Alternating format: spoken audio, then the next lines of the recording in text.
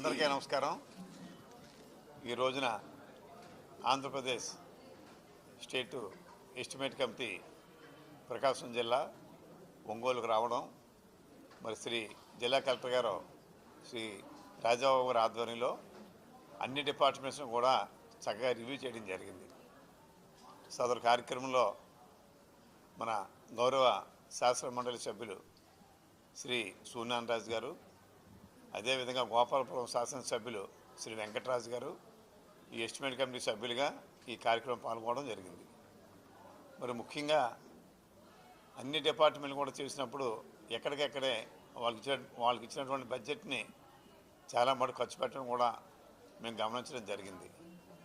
ముఖ్యంగా మున్సిపాలిటీ విషయానికి వచ్చేటప్పటికి మరి 3 రోజులకు ఒకసారి మంచినీళ్ళు అంటే చాలా దారుణం. అది దాన్ని గమనించే ఆనాటి ప్రభుత్వం 2018-19లో మరి కొన్ని వేల కోట్లు శాంక్షన్ చేస్తే తర్వాత దాన్ని పక్కన పెట్టడం, మరలా ఈ రోజున మరలా రీశాంక్షన్ కూడా ప్రపోజ్ పంపించారని చెప్పారు.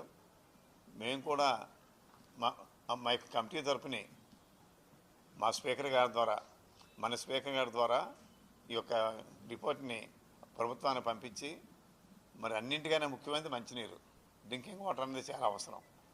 దాని గురించి అదేవిధంగా హెల్త్కి సంబంధించి కూడా కొన్ని విషయాలు, స్కూల్కి సంబంధించి కొన్ని